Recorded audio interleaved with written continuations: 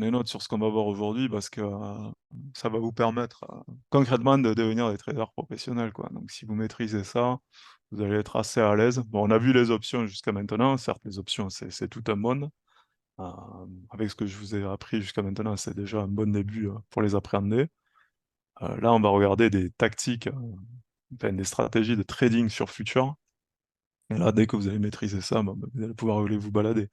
Ceux qui font des futurs parmi vous, vous allez avoir des stratégies là qui sont super intéressantes, dans le sens où, peu importe la direction de marché, vous allez faire du revenu. C'est pas mal ça, non? Ouais, Ouais. c'est comme Vous ça allez- qu'on aime trader, Ah, hein. alors, je vais vous partager l'écran. Tac. Est-ce qu'on est sur le diapo? Il est là. Let's go. Alors, aujourd'hui, on va parler de stratégies qui permettent d'adopter des positions neutres sur le marché et de réaliser des bénéfices, quelle que soit la direction des prix. Pour ceux qui étaient là la semaine dernière, on avait évoqué le contango, les situations de contango et les situations de backwardation. Et on va à nouveau les revoir aujourd'hui parce que vous allez comprendre que ces situations-là permettent des stratégies de trading pur et dur. OK? Mhm. Vous avez un petit peu creusé sur ce qu'on avait vu la semaine dernière, Claude? Ou autre? Non, moi j'ai révisé la formation, mais j'ai pas eu le temps de creuser. OK. Donc ouais, la semaine dernière, on a fait vraiment une introduction qui vous permet de comprendre les concepts futurs, comment ils fonctionnent et comment on les observe avant d'attaquer dessus. Et aujourd'hui, on va attaquer des stratégies qui nous permettent de rentrer dans le vif du sujet. Là, on va être dans du trading pur, hein. D'accord? Donc n'hésitez pas à prendre note et on va revoir gentiment les concepts et vous allez voir, ça va vous plaire. Et j'espère en tous les cas. Juste une question là pour faire suite à la dernière fois. Contango backwardation Mhm. sur un actif, enfin ça peut s'inverser instantanément, enfin très rapidement. On peut passer de Tout à fait. contango à ok. Tout à fait. Ouais, très rapidement, oui et non, mais oui, ça bouge. C'est pas figé dans le marbre. Ça va être suite à quoi? Suite à une annonce. Vous allez le voir, on va Ouais. avancer, vous allez comprendre. Il y a toujours une histoire, n'oubliez pas, quand on est sur ça, sur les futurs, on est toujours sur une histoire d'un sous-jacent derrière. Un contrat futur, vous allez le voir aujourd'hui, c'est pas un actif en lui-même. Un contrat futur, c'est un outil, c'est un véhicule financier qui donne un droit sur un contrat sous-jacent, comme pour les options, d'accord? Donc, vous allez comprendre un petit peu en avançant ce qui permet de faire bouger ce contango, d'accord? Mhm. Allez, go, on attaque. Ah, j'ai dit go. Voilà, on peut y aller. Stratégie de trading futur, le carry trade et le spread trading. Vous avez déjà entendu parler gentiment de carry trade, puisqu'on l'a évoqué sur les formations précédentes par rapport aux devises. Là, aujourd'hui, vous allez regarder concrètement comment ça marche et comment ça s'utilise, et par le biais des futurs aussi. Le carry trade ou portage existe dans toutes les classes d'actifs en tant que compensation versée aux spéculateurs pour avoir assumé le risque de marché. Rappelez-vous toujours de cette phrase. Toujours. Peu importe les actifs que vous allez traiter, quand on attaquera les obligations, vous verrez que c'est la même logique. À partir du moment où vous avez assumé un risque, vous avez une rémunération en face. D'accord? Comme pour les actions, les obligations et les devises, le carry trade sur les matières premières représente une source persistante de rendement de type bêta. Retenez bien le bêta, d'accord? Parce que contrairement à l'alpha, le bêta, c'est une rémunération assurée sur la prise de risque que vous prenez. L'alpha, ça va être en fonction de l'actif intrinsèque à lui-même et de son évolution. Là, c'est ce qu'on appelle du revenu passif quand on parle de bêta. OK? Le principe de cet outil est de comparer les mouvements effectués par un actif par rapport à son marché de référence. Là, je parle du ratio bêta, ce qui permet de déterminer son niveau de risque par rapport aux autres actifs de référence. La mesure est effectuée en comptant la rentabilité de l'actif en comparant, la rentabilité de l'actif à celle du marché. Concrètement, on prend l'exemple du CAC 40 qui possède un bêta de 1,8. Cela signifie que si l'indice CAC 40 varie de 10%, l'action devrait théoriquement varier de 18%. Elle amplifiera donc le mouvement de marché puisque son bêta est supérieur à 1. À l'inverse, si une action a un bêta de 0,7, elle variera moins violemment que son marché de référence. Si le CAC varie de 10%, elle devrait effectuer un mouvement de 7% seulement. Donc ça, parfois, vous le voyez, en fait, quand vous regardez des données purement techniques. Rappelez-vous toujours, hein, le technique, c'est pas l'analyse chartiste. L'analyse chartiste, c'est un des éléments de l'analyse technique.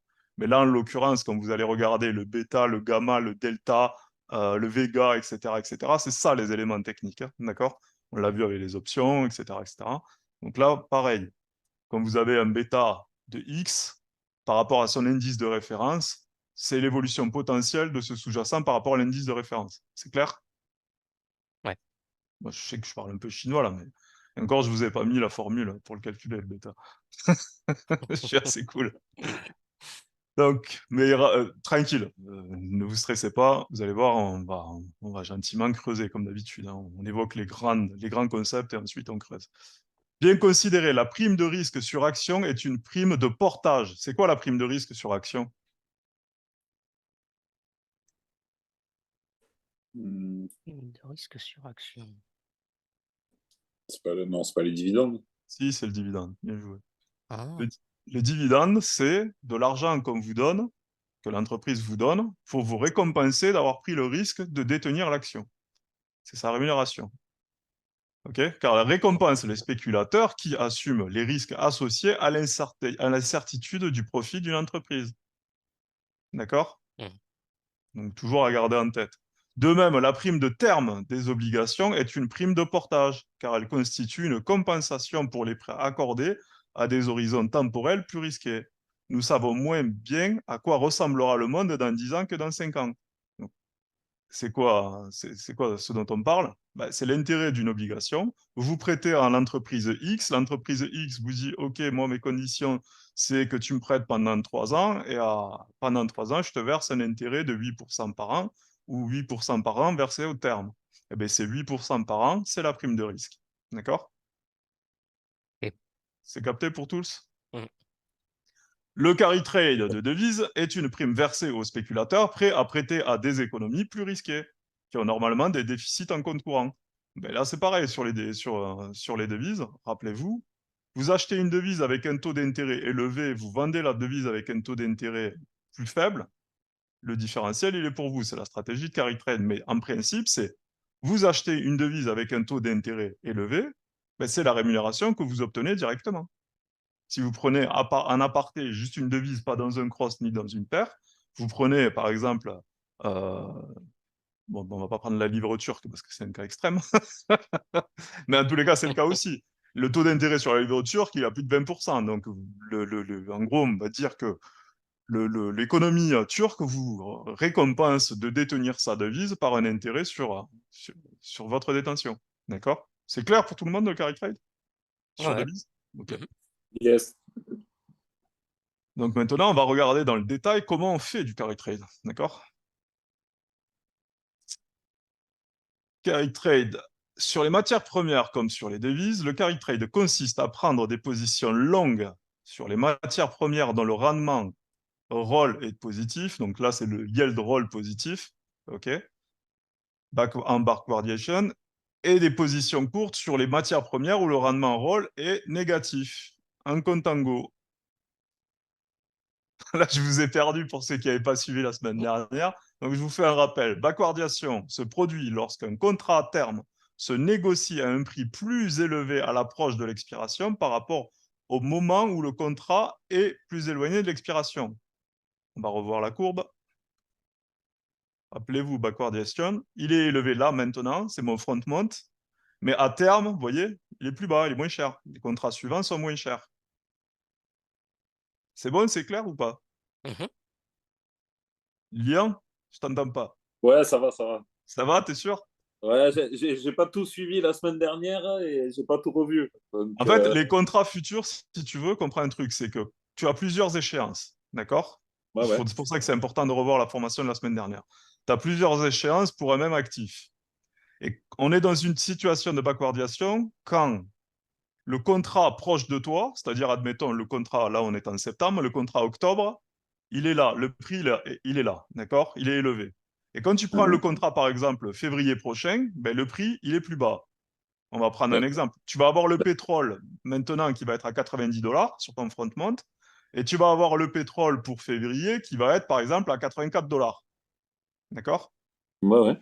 Voilà, c'est ça, c'est une situation de backwardation. D'ailleurs, c'est le cas sur le pétrole. Et D'accord? oui, puisque tu as t'as l'échéance qui se raccourcit au moment où tu vas le prendre au plus près de la date butoir. Hmm. Et au plus loin, ben forcément, tu as le prix qui augmente vu que. Ou qui baisse. Non. Non, ça dépend des conditions de Ouais, marché. ou Mais qui baisse. Mais... on va le regarder justement dans le détail. Je vais vous expliquer comment ça Ouais, marche, le contango et les backwardations, comme ça vous allez le comprendre. Et enfin, vous allez comprendre le concept et la mécanique, et c'est comme ça que vous allez pouvoir analyser les marchés concrètement. Mais déjà, si vous prenez par exemple une liste, attendez, je vais en chercher une, hop, on va prendre le pétrole, crude, futur, hop, bar chart. Est-ce que vous aimez bien bar chart? Ou vous l'aimez pas, ça, hop, attendez, j'arrive. Hop. Là, vous voyez mon écran? Vous le voyez, bar chart, sur l'écran? Ça y est, ouais. là, ouais. Ok, là, vous avez les contrats sur le pétrole, d'accord? Le crude oil. Là, on est à 90,44 $. Et là, si vous prenez les échéances, donc octobre, il est à 90,44, donc c'est le front month. Et si tu prends les échéances suivantes, regarde, il est plus bas. 89, 89, 88 pour janvier, février, il est à 87. D'accord? Et ainsi de suite. T'as vu? Et septembre 2024, par exemple, il est à 80, alors qu'on est à 90 aujourd'hui. C'est clair? Ouais. Ouais, ouais. Donc Ouais. là, on est dans une situation de backwardation sur les contrats futurs, sur toutes les échéances suivantes sur le pétrole. OK? Mhm. Mhm. Juste en un coup d'œil, tu sais dans quelle configuration de marché on est. Quand tu connais les concepts de backwardation et de contango, juste en prenant la liste future là, ben, tu arrives à savoir dans quelles conditions de marché on est. C'est bon pour vous? C'est clair? Ouais. Ça, c'est une donnée, c'est facile à voir. Hein, d'accord? Maintenant, vous pouvez aller creuser pourquoi et comment ça marche. Mais on va le voir gentiment. Donc ça, c'est hyper important parce que quand vous faites des stratégies de carry trade, ou même des stratégies de spread, ça, c'est la première donnée que vous devez regarder, la donnée technique. D'accord? Vous n'avez même pas besoin d'aller regarder le graphique dans le détail, juste avec cette donnée-là, vous avez un élément fondamental. Parce que vous savez si on est là ou si on est là. OK? Mhm. Hop. Alors, rappel, bon, la backwardation, vous avez vu, le prix, le contango, le prix futur de l'actif est supérieur au prix au comptant du futur attendu, et l'investisseur perdra donc de l'argent lors d'un renouvellement de contrat. Donc, rappelez-vous ce que je vous ai dit. Quand vous allez rouler, je vais me reprendre mon bar chart. Hop. Donc, sur bar chart, ici, on a le pétrole. Si je suis sur le contrat octobre, admettons j'ai une position longue sur le contrat octobre. Quand je vais rouler ma position, quand j'approche de l'échéance, je vais rouler ma position sur l'échéance suivante. D'accord, admettons. Elle est suffisamment liquide, on a la liquidité ici. Donc si je roule entre 90,44 et 89,84, je vais encaisser de l'argent. C'est clair? C'est clair ou pas pour tous? Euh, Oui, oui, oui. Ok. Parce que mon contrat Oui. actuel, il est plus cher que le contrat sur lequel je vais rouler. Donc le différentiel, il est dans ma poche. Ouais. OK? Ouais. Mhm. Si à l'inverse, on était dans une situation de contango, le contrat suivant, il serait plus élevé. Donc ça voudrait dire qu'il faudrait que je sorte à nouveau de l'argent pour passer sur le contrat suivant. Je perdrais en fait concrètement entre les deux échéances. C'est Ouais. clair? C'est clair. Ouais. OK. Donc c'est comme ça que ça marche, le contango et les backwardations. Dans le domaine des devises, cela signifie prendre des positions longues sur devises à taux d'intérêt élevé. Donc ça, c'est pour ça que je vous ai fait un rappel sur les devises, hein, où le prix à terme est inférieur au prix au comptant. D'accord? Et des positions courtes sur les devises faibles à faible taux d'intérêt, où le prix à terme est supérieur au prix au comptant. C'est pareil sur les devises. Le carry trade des matières premières est analogue à cela. C'est la même mécanique. Hein. Comprenez toujours. Hein, que vous traitiez les devises soit au spot, soit en futur, vous avez toujours la même logique sur le carry trade. Donc pour conclure, l'investisseur prend donc une position longue sur matières premières déportées, backwardated, et une position courte sur les matières premières en report. Donc là, en fait, comprenez, la stratégie de carry trade, c'est ici, on est en backward, je prends une position longue, d'accord? Et je prendrai une position short sur un contrat qui sera en contango.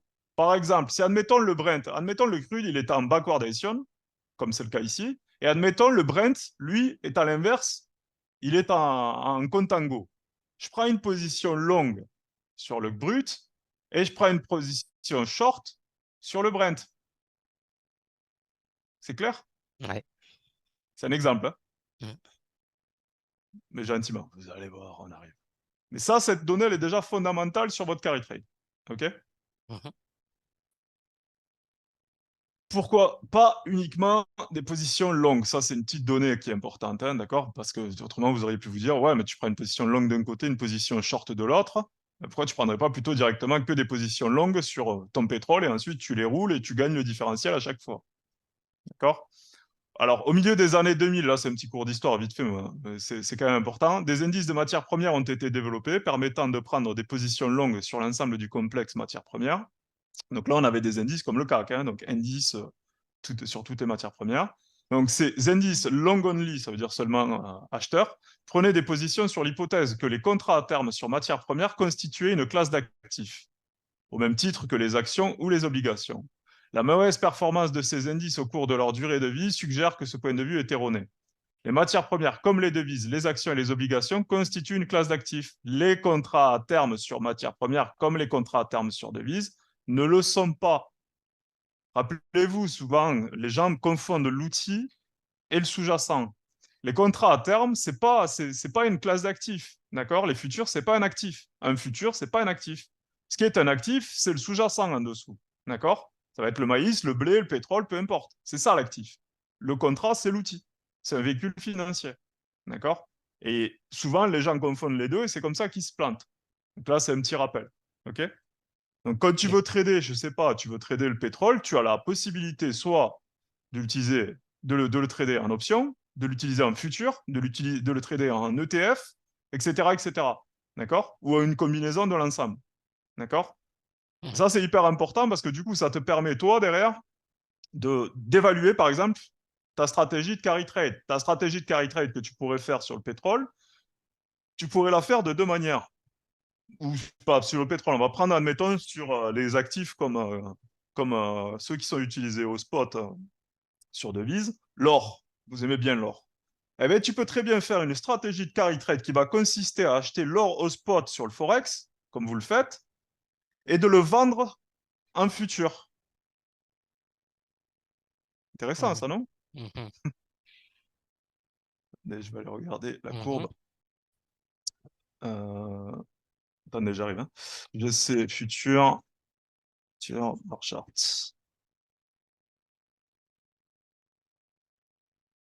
Hop.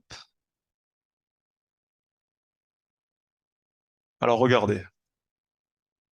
Pourquoi je dis ça? On est comment, là, sur l'or? Vous le voyez, Contango. l'or? Ouais. Voilà. Sur l'or, on est en contango. On est à l'inverse. Ce qui veut dire quoi? Ce qui veut dire que votre contrat échéance suivante, il est plus cher. D'accord? Mais si vous vous contentez juste d'acheter l'or en futur ou d'acheter l'or au spot en vous considérant que la classe d'actifs, c'est l'instrument, c'est-à-dire que vous mélangez les pinceaux, comme beaucoup le font, vous ne pouvez pas aller faire les stratégies de carry trade. Mais par contre, comme vous avez bien compris que le contrat futur en lui-même n'est pas un actif, mais est un outil indispensable, là, vous dites, OK, moi, ce que je peux faire, c'est aller acheter mon or au spot et aller vendre mon or futur. Par exemple, vous pouvez très bien acheter l'or au spot. Je sais pas combien il est le spot, il est à 1902, là, 1903. Vous l'avez sous les yeux, le spot? Pas sous les yeux. Je crois que c'est un peu plus. On est Ouais, mon plus. Nepio, il est remonté, il a dit. 1918 à peu près. C'est ça. Ah oui, il est bien remonté, putain, je n'avais Mm. pas vu ce matin. Ouais, il Ok, a rebondi sur les 1900, quoi. parfait. On a toujours un ordre en attente à 28. Je maintiens. Ouais. Donc, vous pouvez très bien prendre, acheter au marché, admettons, hein, vous achetez au marché et vous allez vous hedger en shortant une échéance plus élevée. D'accord? Mm. Ouais. Vous pouvez très bien Yes. le faire, aucun problème. Et vous allez voir que là, vous êtes techniquement en market neutre et que vous allez encaisser un truc qui est intéressant. Vous allez voir, c'est beau. Hop. Alors, que signifie concrètement backwardation et contango? Ça, c'est une donnée vraiment, je vous en parle et on va rentrer dans le détail. la pente de la courbe des contrats à terme, donc la pente, c'est le graphique Contango Backwardation, d'accord? Des contrats à terme fournit des informations sur la valeur relative du produit actuel et futur. D'accord? Donc là, on est concrètement sur la valeur du sous-jacent. Un produit qui est rare, retenez bien la notion de rare par rapport à son offre passée, d'accord? Mesuré par le ratio stock sur consommation, en anglais stock to use ratio. Celui-là, vous le maintenez en tête parce qu'il est important, hein, d'accord? Les courbes deviennent plus abruptes à mesure que le ratio stock-utilisation diminue et vice-versa. Donc ça, rappelez-vous en fait. La logique, vous voyez, quand je vous parlais, moi, des producteurs par rapport au pétrole, ce qui m'avait fait acheter le pétrole, etc., c'est ces ratios-là qui m'intéressent. D'accord? Je veux voir concrètement comment les producteurs de pétrole sont positionnés, comment ils ont produit, quels sont les prix qu'ils pratiquent actuellement, à partir de quand ils sont rentables et quand ils ne sont pas rentables. Vous allez voir, on va continuer avec tout ça. N'oubliez pas, on est sur un monde concret. Souvent, on vous dit le trading, c'est un monde de spéculateurs uniquement, un monde virtuel. Non, non, on n'est pas sur un monde virtuel. On est sur du concret. Vous allez comprendre aujourd'hui qu'on est concrètement sur du concret. Désolé pour le pléonasme. Donc, de sorte qu'il deviendra plus coûteux d'acheter maintenant plutôt que dans le futur. Donc là, quand on est en backwardation, vous avez compris, votre produit, il est cher maintenant. Dans le futur, il sera moins cher. Donc imaginez-vous en tant que producteur ou acheteur de matières premières, la situation dans laquelle vous êtes. Si c'est cher maintenant et c'est moins cher dans le futur, quel est votre intérêt? Dans le futur, hein. Eh ouais. Avec un fort contango, c'est le contraire qui se produit. Le prix du produit à livrer aujourd'hui est au rabais, reflétant sa relative abondance. Donc comprenez, en contango, ça veut dire que le prix actuel, il est abondant, il est disponible. D'accord? Juste en regardant les échéances contrats futurs, vous le savez. D'accord? C'est juste fondamental. Là, ici, sur l'or, on voit qu'on est en contango. Donc de l'or, il y en a. Sur le pétrole, on est en backwardation. Donc actuellement, vu que le prix est élevé, on est en pénurie. OK? Mhm. Donc juste avec cette donnée, vous savez quoi faire sur le marché. C'est magique quand même. Ouais, c'est fort. Tu vas pas t'amuser à aller shorter le pétrole, techniquement, alors qu'on est en backwardation. Mhm. Juste avec ça, enfin, voilà, c'est de la base, hein. Et déjà, le premier réflexe, c'est de te dire, on est en backwardation, je ne vais pas aller shorter le pétrole. C'est assez risqué. Ou alors, si je le short, Reste pas longtemps. je me protège. Ouais, tu peux le faire, mais tu te protèges. Tu vois ce que je veux dire? Ouais. Donc, quelqu'un qui regarde un graphique au spot et qui trade avec les yeux sans comprendre ce qu'il fait, juste en regardant, il a toutes les chances de se planter. Admettons, vous avez un petit mouvement de repli parce qu'il y a une transaction assez importante qui se fait sur le spot, tu regardes ton graphique, tu vois le pétrole redescendre, et qu'est-ce que tu fais? Tu le short. Et tu te prends un short squeeze dans les dents parce que tu n'as pas compris ça. D'accord? Ouais, c'est Donc c'est clair. pour ça que Ouais, des fois, quand je vous dis moi que je suis bullish, comme je vous le disais sur le pétrole, il y en a eu des retracements. Mais quand je ouais. vous dis que je suis bullish à moyen terme ou à long terme sur un actif, c'est parce que c'est des données que je regarde. D'accord? Les données techniques qui m'intéressent, c'est celles-ci. Donc vous, maintenant, vous allez passer à une étape suivante, vous allez devenir vous-même trader, et vous allez avoir les vraies mécaniques qui vont faire bouger le prix. D'accord? Et C'est ensuite, vous allez adapter votre trading là-dessus, bien sûr. De quoi tu disais? c'est enfin, j'adore là, ce qu'on voit, ça amène Ah non, mais là, c'est des puissant. Là, outils c'est... complémentaires et c'est puissant, ouais. Ouais, là, ça te permet de voir ce que font les pros. Enfin, ce que font les pros, même, ça te permet, toi, de devenir un peu plus avancé, devenir un pro. Mhm. Il y a Fabienne qui vient de nous rejoindre. Ça va, Ouais, Fabienne? ça va. Oui, ça va, ça se remet. C'est un peu bizarre, mais ça se remet. J'ai parfois des fortes nausées et je suis un peu en Ah. retard, désolée. Mais là, je vais bien. Non, il n'y a pas de souci, il n'y a pas de souci, Fabienne. On est en Voilà. train de revoir les notions de backwardation et de contango dans le détail. Ok, bah je regarderai après, je me remettrai à jour. Ouais, autrement, fais-toi un print screen vite fait sur l'écran, comme ça, tu l'auras. Ouais, mais attends. Ouais, d'habitude. Ça, gardez vraiment en tête. Donc, ce que j'expliquais, Fabienne, c'est que la notion de contango et de backwardation, ça permet justement de comprendre la disponibilité du sous-jacent. D'accord? Hmm. Donc, si le prix est élevé maintenant et qu'il est moins cher sur les échéances suivantes, ça veut dire qu'il est rare actuellement, le produit. D'accord? Ouais. Et à l'inverse, en contango, si le prix est pas cher maintenant, il sera cher dans le futur, ça veut dire que le produit est très disponible maintenant. OK? Ah ouais. Ah, c'est intéressant ça. Ah, t'as vu? Ah ouais, c'est super. Voilà, mais juste avec cette donnée, vous savez. D'accord? Parce Ah, que ça c'est. d'entendre un analyste ou un guignol vous dire tel produit il est rare, tel produit il est pas rare, ça veut rien dire. Vous allez regarder les courbes, les courbes futures, d'accord? Et vous savez. Tout de suite. C'est cool. Mhm. Hmm. Donc, retenez bien ces données, hein. Autre chose important, l'état neutre de la courbe des matières premières est également considéré en contango. D'accord? Même si vous voyez une courbe qui est neutre, par exemple, admettons tous les prix de toutes les échéances sont au même niveau, ça arrive des fois, hein. Faites-y gaffe, hein. Notamment sur l'électricité, après, c'est un autre sujet, quoi. Ou le gaz, là, vous ne tradez pas, vous, ces marchés-là. Enfin, à part si le NG, vous le tradez, mais le gaz européen particulièrement, ça peut arriver. Donc là, faites attention à cette donnée. On considère que quand c'est neutre, ça veut dire que c'est aussi en contango. Pourquoi c'est aussi en contango? À cause des coûts de stockage. D'accord? La matière première derrière, elle a un coût de stockage. Si vous l'achetez physiquement et qu'elle vous est livrée, vous allez payer un stockage. Même si elle ne vous est pas livrée, de toute façon, elle sera stockée pour vous dans un lieu tiers. D'accord? Mais il y a quand même un coût de stockage. Mhm. D'accord? Mhm. Ce qui signifie que quiconque souhaite renoncer au coût physique de stockage de la matière première en l'achetant à terme devra payer une prime. Ce qui veut dire, là, ce que je viens de dire, ça veut dire que si, par exemple, tu n'as pas les moyens de le stocker, tu vas payer une prime pour le stockage, pour la détention, pour ton compte. D'accord? Si un tiers vient à stocker, c'est ce qui se passait souvent, notamment si tu achètes des énergies comme le gaz ou l'électricité, il est absolument impossible que tu le stockes. Donc, ce que tu vas faire, c'est que tu vas payer pour le stockage. D'accord? Mhm. Et ce coût, il monte, donc considéré en contango. OK? N'oubliez pas, les prix Ok. futurs augmentent en contango. Hop, attendez. Vas-y, Lien. Non, non, je disais yes, ok. Donc, Ouais, vous avez vu, là, on est sur du concret, on n'est pas sur, comment dire, un truc virtuel, hein, d'accord? Vous allez voir que ces techniques, d'ailleurs, c'est aussi utile en crypto, hein. D'accord? Je vous l'ai dit sur Telegram, mais je rigole pas. Pour aller faire du carry trade en crypto-monnaie ou du future spread en crypto-monnaie, hein.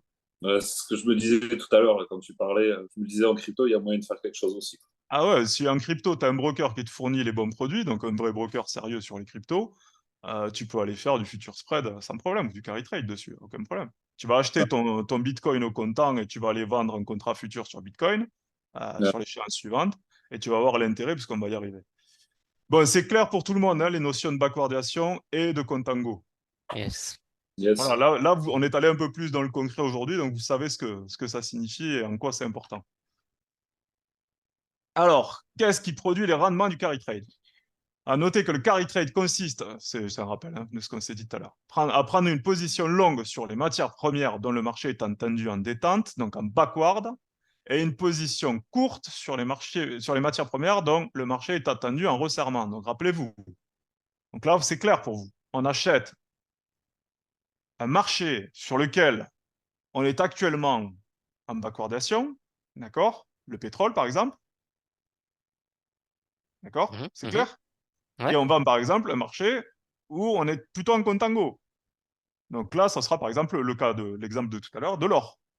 Je shorterai l'or en futur et j'achèterai par exemple le pétrole. Si je fais du cross asset, si je fais un trade cross asset, j'achète du pétrole, je vends l'or. Mhm. OK? Là, Yes. c'est compliqué déjà d'aller faire un truc comme ça, mais c'est un exemple. Mais si, admettons, à la place de l'or, on était sur le Brent, alors je vais aller regarder. Mais après, le Brent, c'est pareil, ils sont tous les deux en backwardation. Parce que c'est les conditions de marché actuelles. Pas de marché, mais de marché physique. Cela suggère que Il le peut y rendement... avoir, Oui, vas-y. pardon, ouais, il peut y avoir beaucoup de différences Non, des entre le. fois, c'est une toute petite, mais toi, ce qui t'intéresse, c'est que cette petite différence, c'est un bêta de rémunération. Ouais, tout à fait, ouais. Tu vois ce que Non, je veux mais dire? c'est pour savoir s'il pouvait y avoir une réelle différence avec une vraie différence de prix. Mais après, tu vois, regarde, c'est ton effet de levier. Parce qu'admettons que la différence, elle est de 10 dollars. D'accord? Tu te dis, bon, est-ce que ça en vaut la chandelle d'aller me faire un carry trade pour 10 dollars? Mais si tu ramènes ça à un effet de levier, c'est intéressant. Ouais, C'est-à-dire que certes, tu prends que 10 $, mais si tu prends un levier de 100 pour 1, bah, tu fais x100. ouais. C'est clair? Mais vous allez Ouais. voir avec les exemples après, c'est là que ça devient intéressant. Donc, cela suggère que le rendement spot de cette stratégie devrait être négatif. Et c'est effectivement le cas. Cependant, le rendement du roulement annule largement le rendement au comptant négatif en moyenne. Qu'est-ce que ça veut dire, ça? Ça veut dire que si vous prenez la position maintenant et que vous faites cette opération, en l'état, en prenant la photo juste sur le moment, bah, techniquement, vous n'êtes pas gagnant. D'accord? Mais quand vous allez rouler vos positions sur l'échéance suivante, c'est là que vous allez gagner. Mm. C'est clair? Mhm. Parce que ton contrat, tu l'achètes maintenant, par exemple, ton pétrole, tu l'achètes maintenant, il est à 90 $. D'accord? Il est cher. Regarde, on se le remet. Tu l'achètes à 90,43. Il est cher. Mais si tu le roules sur l'échéance, là, admettons décembre, parce qu'il n'y a rien qui t'interdit d'aller à décembre, ou même de le rouler sur février. Tu vois? Si ta stratégie elle est de moyen terme. T'as vu la différence? Mais ça, c'est dans ta poche, hein. Ouais. C'est cool, hein? Ok.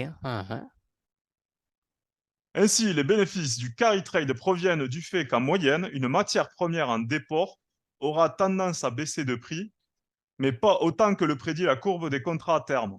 C'est-à-dire que ta courbe, par exemple, quand tu prends ta courbe, elle te dit, OK, comme on vient de le voir là, ton contrat février, il sera à 87 et contre 90, 40 47 aujourd'hui. Mais en réalité, en février, il y a très peu de chances qu'on soit à 87, on sera peut-être plus au-dessus.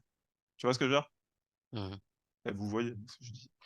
Ça n'intéresse qu'une personne. Mais non, je parle à tout le monde. À première vue, cela constitue une violation de l'hypothèse des marchés efficients. Il semble que la courbe des contrats à terme évalue systématiquement mal le mouvement au comptant. Ceci est cependant trompeur. Comme pour les autres opérations de portage, les rendements non nuls attendus de cette stratégie constituent une compensation du risque. En échange du fait qu'il assume le risque lié au mouvement des prix au comptant, le spéculateur est récompensé d'une prime. Ça répond à ta question, Lilian. En l'occurrence, tu disais, est-ce que ça pouvait être faible ou important? Là, tu as ta réponse. Le différentiel, ce sera toujours la prime de risque. D'accord? On va le voir, hein. Ouais, il me faut un petit exemple quand même. Oui, ils arrivent, les exemples. Allez, un petit exemple de carry trade, mes amis. Alors, nous sommes le 1er août Claude. et notre trader Claude achète un block order de rhodium. Tu vois, je fais acheter du rhodium, Claude, c'est la classe. Ah ouais, ça va, je suis riche. Ah ouais, un block order de rhodium au spot pour 25 000 $. Dans le même temps, Claude vend un contrat à terme, pardon, acceptant effectivement de vendre un bloc pour 25 200 $ le 1er septembre. Donc, rappelez-vous, il achète au spot, donc une position spot, comme sur le Forex, spot, et il vend un contrat à terme. D'accord? Donc, vous voyez, le contrat à terme, c'est 25 200. Scénario 1, au 1er septembre, le prix du bloc order de rhodium est désormais de 30 000 $. Notre trader Claude vend son premier bloc, son bloc sur le marché au comptant pour 30 000 $. Donc là, sur sa position spot, il réalise un bénéfice de 5 000 $. Pendant ce temps, le contrat à terme s'établit exactement à 30 000 $, ce qui signifie que la position courte a en réalité perdu 4 000 $. Je ne sais pas pourquoi j'ai mis un T à la fin. Parce qu'ils ont. Donc, tu as gagné 5 000 sur une position et tu as perdu 4 800 sur l'autre. Donc, techniquement, tu gagnes 200. D'accord? Donc là, techniquement, juste comprenez ça, c'est que le risque, il était limité là sur la stratégie. Parce que si ça descendait, au final, il perdait sur le spot, il gagnait sur le futur la prime de 200. On va le voir. Au 1er septembre, le prix du bloc de rhodium est désormais de 15 000 $. Donc là, on a un prix qui a baissé. Donc notre trader Claude vend son premier bloc sur le marché au comptant, 15 000 $, perdant ainsi 10 000 $ sur la position longue. Pendant ce temps, son contrat à terme s'établit également exactement à 15 000 $, que par conséquent, la position short lui a rapporté, désolé pour l'orthographe, j'ai marqué les a rapporté, c'est pas très joli, 10 200. Encore une fois, la différence est de 200 qui représente le profit. Vous avez vu, si c'est abaissé, il y a quand même 200. C'est pas mal ça, hein. Donc, rappelez-vous de ce que je vous ai dit tout à l'heure, ça vous permet de prendre des positions neutres, peu importe la direction de marché. C'est beau quand même. Ça vous permet de faire du revenu. Donc concrètement, si je vous dis, je vous fais un produit avec du revenu récurrent, je peux le faire. Vous avez un exemple là. vous dire, pas de risque, revenu récurrent, en théorie, c'est juste, mais il y a quand même du risque, d'accord? Donc, je ne peux pas vous dire, il n'y a pas de risque. Un produit sans risque, ça n'existe pas. Dans tous les cas, c'est faisable, vous l'avez vu. Autre scénario, au 1er septembre, le prix du bloc se négocie toujours à 25 000 $. Notre trader vend son bloc pour 25 000 $. Nous, rappelez-vous qu'il l'avait acheté à 25 000 en spot et clôture sa position courte en futur, donc short, pour 25 200 $. Il n'a donc aucun profit ni perte réalisée sur aucune des deux jambes. Et là encore, les 200 $ sont encore une fois le profit. C'est la prime de risque, en fait. Vous imaginez un peu? Il gagne toujours Ouais. 200 $, quoi qu'il fasse, quoi qu'il se passe. Attends, il n'y a pas un scénario où tu. Parce qu'on parle de. Il y a un risque. Donc, Ouais, en quel fait, scénario je pourrais perdre là? les risques, on les verra la semaine prochaine. D'accord? Ah. Non, non, mais vous allez Bien voir, joué parce à que la là, pousse. Parce que là, non, mais il y a bien un scénario 4 où je peux perdre, quoi. non, en fait, c'est plus compliqué que ça. D'accord? C'est pour ça que je veux qu'on le voit plus Pauvre tard. Claude. Parce que là, le Non, mais, Claude, là, il a pas besoin d'être bon, là, c'est facile. ah, mais en réalité, c'est le cas. Hein. C'est pour ça que pour l'instant, je vous l'écarte. Hein. C'est le cas. C'est comme ça que ça marche. Ouais, c'est comme si tu plaçais tes edges, Mais vous allez short comprendre, vous allez au-dessus. comprendre, vous allez comprendre pourquoi. Mais c'est bien, c'est une bonne question. Mais vous allez vraiment comprendre pourquoi avec ce qui arrive. D'accord? C'est pour ça que j'ai distingué les parties risques, parce qu'elles sont compliquées, les parties risques, mais je vous les distingue parce que c'est des éléments à mesurer. Mais comprenez une chose, ça marche comme ça concrètement pour les spéculateurs et les producteurs. N'oubliez pas qu'on a des producteurs derrière. Hein. Et il n'y a pas que les spéculateurs et les producteurs, il y a aussi les acheteurs qui ont besoin de produits bruts pour en faire des produits finis derrière, pour les transformer. D'accord? Donc concrètement, comment ça marche? C'est ça. Donc là, ça vous fait comprendre une notion, c'est ce que vous encaissez là, à chaque scénario, c'est la prime de risque. Grâce à cette prime de risque, le bêta, le rendement bêta, vous avez toujours, peu importe la situation, une rémunération. C'est clair? Ouais. Mhm. D'accord? Donc des risques, c'est pas les mêmes risques que vous observez quand vous faites du trading spot. Ça n'a rien à voir. Hein. Vous allez voir, les risques après, ils sont complètement différents. Mais on le verra la semaine prochaine. Sauf que le producteur, il aura la matière première chez lui. Voilà. Et il va partir sur les futurs. Alors, regardez, là, il y a une notion qui est fondamentale. C'est pour ça que je ne veux pas vous parler de la notion de risque. On en parlera plus tard. Mais la notion qui est fondamentale là-dessus, c'est qui paye. Vous prenez cette position, vous touchez une prime de risque, qui c'est qui la paye? D'accord? Et c'est ça que vous devez vous poser comme question quand vous êtes sur les matières premières, vous êtes sur des marchés physiques. Ça existe. Il y a un sous-jacent qui existe. Ce n'est pas juste un produit virtuel. La caractéristique déterminante d'une source de rendement bêta par opposition à l'alpha est qu'elle reflète un pur échange de risques dans lequel il n'y a pas de perdant. Ah, ça fait bizarre ça, hein? Là, je comprends pas. Ouais. Mais parce que le but, c'est que toi, tu as pris le risque. Donc, celui comment dire, qui t'a demandé de prendre ce risque pour lui, il te donne une prime. Gardez toujours cette notion en tête parce que là, Ok, on va aller sur d'accord. tous les marchés compliqués qui fonctionnent qu'avec ça. Et notamment, quand vous allez entrer sur les marchés obligataires, c'est la seule logique du marché obligataire. C'est le rendement bêta. OK? Mhm.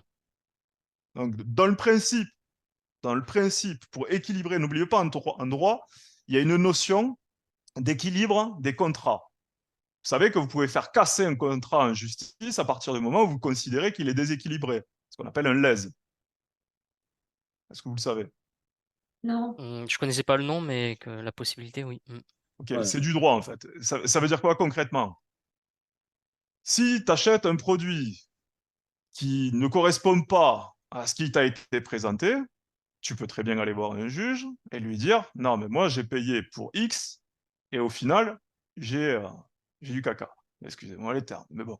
De la même manière que vous êtes protégé, par exemple, par rapport à un professionnel. Vous allez voir un assureur, vous lui demandez de vous couvrir votre bagnole et il vous couvre mal. Vous êtes en droit d'aller l'attaquer parce qu'il vous a mal conseillé. Il sera lui en défaut de conseil. Et vous, en tant que non-initié, vous êtes protégé par le droit de manière automatique. Vous êtes réputé de bonne foi parce que lui, c'est un professionnel et que vous ne l'êtes pas.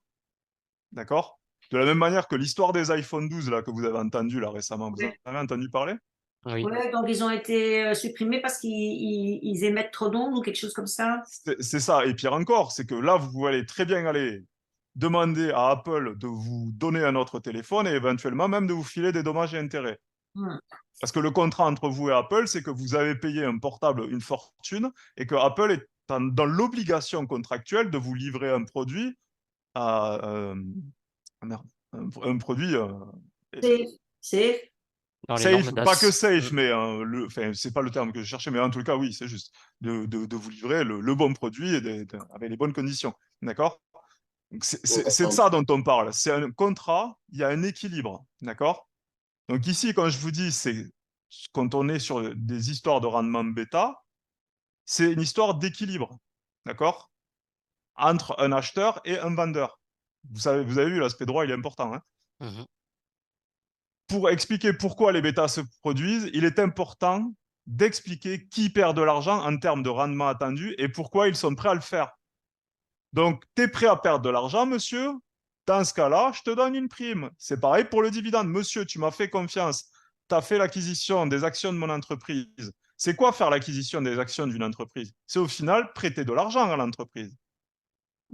Quand vous achetez une action, vous prêtez de l'argent à l'entreprise, vous lui faites confiance concrètement. Donc vous lui dites, OK, moi j'ai confiance à ton business, je te file de l'argent pour développer ton business, et toi en contrepartie, pour le risque que je suis prêt à prendre, tu me verses un dividende, si ton business réussit. C'est clair ou pas? Ouais. Voilà. Donc comme il y a une prise de risque d'un côté, elle doit être compensée. Donc le principe, c'est qu'il n'y a pas de perdant. D'accord? Mais attention, n'oubliez pas les paramètres. Ça ne veut pas dire que l'entreprise, elle va réussir. L'entreprise, elle peut se planter. Donc le type a pris du risque en achetant des actions ou en prêtant de l'argent par le biais d'une obligation. L'entreprise se plante, il ne récupère pas son argent. D'accord? c'est juste Ok. un contrat de win-win entre deux personnes par C'est rapport ça, exactement. Quand tu parles de win-win, c'est ça, c'est le principe, c'est je te prête de l'argent, contrat obligataire. Je te donne de l'argent par le biais en achetant une de tes actions. Mais ça, c'est ma prise de risque.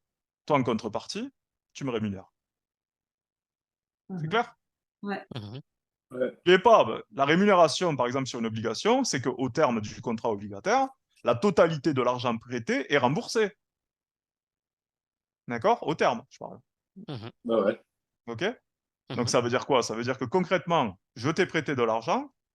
Pendant la période X, tu m'as versé des intérêts, c'est la prise de risque. D'accord? La prime de risque. Et au terme du contrat, je récupère la totalité de mon argent. Donc, je gagne 2 fois. Mais toi, tu as gagné aussi 2 fois, dans le sens où ça t'a permis de développer ton entreprise. OK?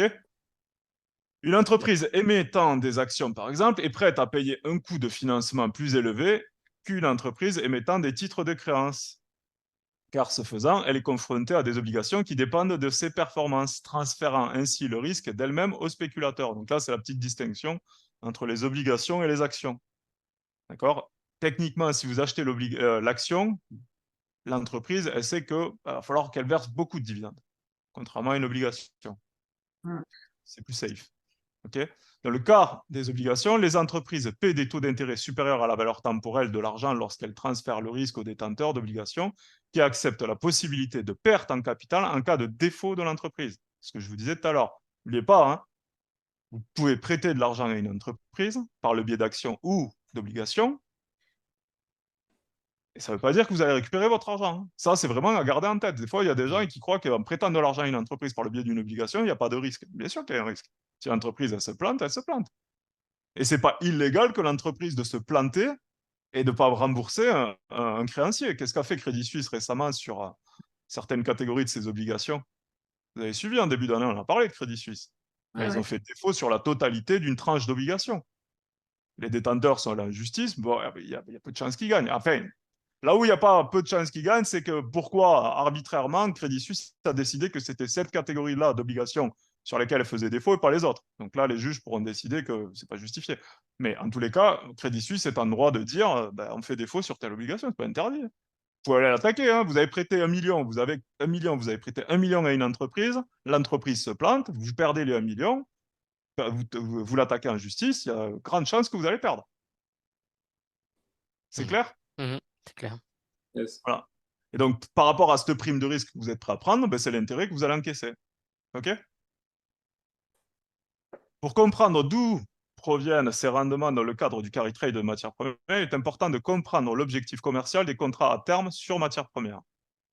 Ce que je disais tout à l'heure. Les contrats à terme sur matières premières ont été conçus pour permettre à ceux qui ont une exposition naturelle, retenez bien, et non diversifiée au prix des matières premières, de réduire ou d'éliminer cette exposition.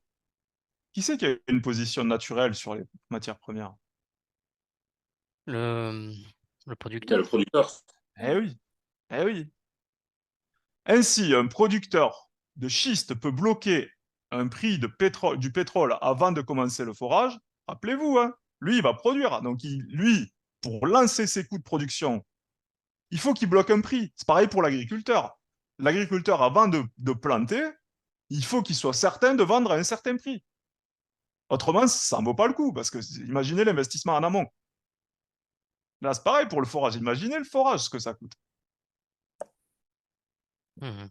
C'est clair pour Ouais. vous, ça, ces Ouais, notions? Vous ouais. avez vu, on est sur du concret, on n'est pas sur du virtuel. Ouais, c'est vrai. Donc, je relis la phrase. Ainsi, un producteur de pétrole de schiste peut bloquer un prix du pétrole avant de commencer le forage en prenant une position courte sur les contrats à terme. D'accord? Donc, lui, ce qu'il fait pour être sûr, par exemple, qu'il vende à son pétrole à 90 $, admettons aujourd'hui, il veut commencer son forage, il aimerait un prix de revente, le prix équivalent au spot d'aujourd'hui à 90 $. Parce que c'est les coûts qu'il va avoir qui vont représenter, en plus de ses coûts de revient, la marge et le bénéfice qu'il aimerait faire. Mais qu'est-ce qu'il fait? Il short un contrat futur au prix de 90. D'accord? Pourquoi? Parce que si le marché baisse, lui, sur ses coûts concrètement, ça va revenir au même, ça va coûter la même chose. D'accord? Donc lui, ses coûts de production, c'est les mêmes, ils ne vont pas baisser. Par contre, si le pétrole baisse concrètement pour X raisons, ben lui, il est perdant. Donc en shortant un contrat futur, il se couvre. C'est-à-dire que lui, sur son activité physique concrète, il perdra de l'argent, mais grâce à sa position short sur le contrat futur, il gagnera de l'argent. Donc il est complètement hedgé. C'est clair pour vous, ça? Ouais, Oui, ouais. il réduit les gains. Eh oui. Il réduit les gains, mais il les assure. Bah, elle se couvre, hein. Non, en fait, c'est même pas une histoire de réduire le gain. C'est une histoire concrète de protéger contre une perte sèche. Imagine les coûts que tu engendres. Imagine pour aller produire un pétrole de schiste en plus. Hein. Vous connaissez les coûts des pétroles de schiste, les coûts d'extraction des pétroles de schiste? Non, non. Là, on va creuser dans la roche. Hein. C'est pas du pétrole qui est disponible comme en Arabie Saoudite. Hein. Bah ouais. Là, ça coûte un sacré paquet d'argent. Hein. Ouais, ils doivent injecter de l'eau et Exactement. créer des limites tremblements de terre, hein. Ils envoient des C'est trucs sous ça. pression, pas tout quoi. Enfin, Imaginez le coût de production, c'est astronomique. Hein. Tapez sur Internet quand vous avez tant de coûts de production comment ça s'appelle, de l'extraction de pétrole de schiste, vous allez voir, c'est hallucinant. Hein. C'est très élevé. Donc lui, le producteur, il va engager de l'argent. Là. Il va engager beaucoup d'argent pour l'extraction. D'accord? Et si le pétrole, il descend, des fois, ça se joue à 1 $. Hein. Juste le pétrole descend, le cours au spot. Le cours au spot, n'oubliez pas, c'est le cours sur lequel il va s'échanger sur les marchés internationaux. Donc si le cours, lui, il baisse, le producteur, il est foutu. Il ne sera pas Bah ouais. rentable. Comprends un truc, on ne parle même pas de profit là. Hein. Il va se ruiner. Quoi. Donc il a l'obligation, lui, de se couvrir. C'est clair pour tout le monde? Ouais. Donc vous avez vu, là, on n'est pas dans la spéculation de ce point de vue-là. Lui, c'est un produit, c'est comment ça s'appelle? Un contractant naturel sur le marché des futurs. C'est clair? Mhm. Donc, Ouais. les grands producteurs alimentaires aussi peuvent prendre des positions longues sur les contrats à terme, sur le maïs par exemple, pour couvrir leurs positions courtes naturelles. Eux, ils vendent, ils sont short. Ah ouais.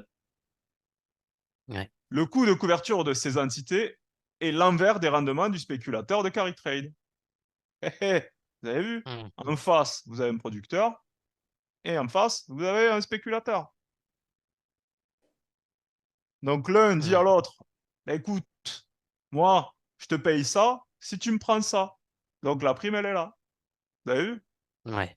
Là, il n'y a Ah pas de ouais. virtualité. Dans le principe, c'est gagnant. C'est tout, point barre. C'est clair? Ouais, c'est clair. Ça vous plaît Ouais, ou ouais. pas? Ah bah ouais. Ouais, super intéressant. Mais vous allez voir, hein, franchement, en pratiquant ça, mais gardez ça en tête, en pratiquant ça, juste ça, vous pouvez gagner de l'argent sur les marchés sans forcer. Hein. Vraiment sans forcer. Après, il faut que le rendement pour le spéculateur, quelque part, soit intéressant, soit quand même au-dessus du taux sans risque. Sinon, Le rendement du sous-jacent, tu veux dire? Pour le spéculateur? ouais, enfin, sur une stratégie de carry trade pour le spéculateur, Ouais. quelque En fait, part, c'est même, on le verra sur la partie risque. En fait, le risque à gérer, en gros, c'est les paramètres de ta stratégie, c'est tout. Et tu peux en sortir. Parce que n'oubliez pas que sur une stratégie, on peut toujours sortir, on peut rentrer et sortir comme on veut. Donc, en réalité, fondamentalement, tu peux pas perdre d'argent. C'est comme sur la devise, quand tu achètes une devise à haut rendement, certes, le risque qu'il y a, c'est ta devise qui décale fortement en dessous, mais en tous les cas, tu touches l'intérêt. Tu vois, si ton intérêt il est de 10% sur ta devise, les 10%, tu vas les tenir. Derrière, il ne faut pas que ta devise elle dégraisse elle dégrève de plus de 10%. Tu vois. Mhm.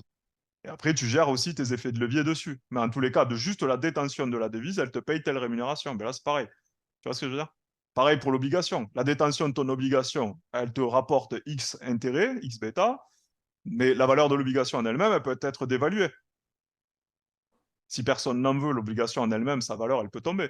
Tu vois ce que je veux dire? Ouais, Donc là, après, ouais. c'est comment tu gères ces risques-là. C'est pour ça que je vous ai dit la partie gestion des risques. On en parlera la semaine prochaine. OK? Bah, ok. Là, on va regarder une autre stratégie. Pourquoi je suis là? Je vais pas tourner la page. Ah oui, parce que j'ai fait un petit rappel. Pourquoi je l'ai mis 2 fois? Qu'est-ce qui s'est passé? Oh. Ah non, elle est là. Pardon. Donc là, je voulais voir une autre stratégie de futur, d'accord? Qui est dans la même logique, mais vous allez voir, elle est intéressante, celle-là aussi. Elle est super intéressante. Elle est même très vieille. Je l'utilise quasiment tous les jours. Supposons que nous soyons en décembre et que le trader Fabienne, tu vois, je pense à toi, Fabienne, donc j'étais triste que tu sois pas là. C'est gentil. Ben non, non, Supposons mais que Fabienne soit optimiste quant au blé, tu vois, parce qu'on parle souvent des céréales. Donc, elle achète un contrat de blé à terme sur le blé en mars à 5,26 et vend un contrat à terme de blé en septembre à 5,37 avec un spread entre les deux contrats de 11 points. D'accord? On est clair, hein? Mm. Donc, Fabienne achète du blé en mars et vend du blé septembre, car les contrats front-monte sont généralement plus performants que les mois suivants en backwardation. Mhm. Vous avez vu, juste avec ça, c'est beau. Mhm. Vous avez compris. Juste en regardant Ouais, ouais, backwardation, ouais. tu peux aller faire un future spread et tu vas gagner de l'argent. Fabienne a correctement anticipé le marché et en mars, l'écart de prix entre les deux échéances s'est rétréci, ce qui signifie qu'elle a réalisé un bénéfice de 3 points de base. Vous avez vu, le spread, il était à 11, il est passé à 8 parce que son contrat front-monte est monté par rapport à son contrat à échéance plus éloignée. Et donc, du coup, le spread s'est resserré. Elle a fait un bénéfice de 3 points. Et là, je vous ai donné le calcul. Hein. Donc, Fabienne réalise 150 $ sur le trade. Il était où le risque là? bah, D'accord.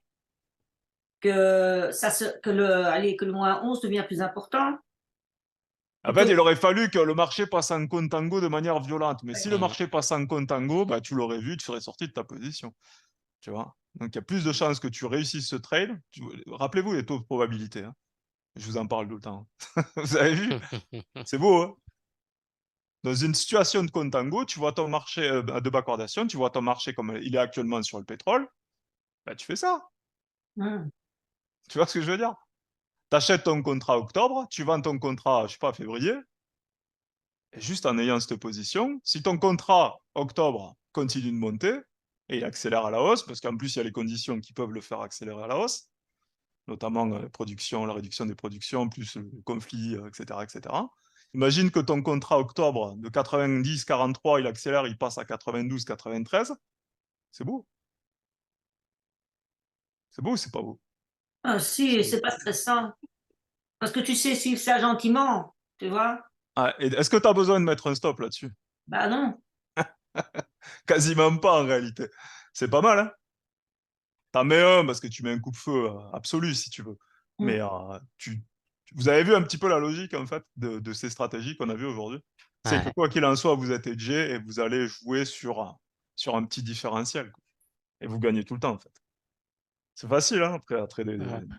enfin, c'est facile, c'est pas facile, mais c'est, comment dire? Si, c'est assez clair, quoi. C'est les stratégies long short, quoi.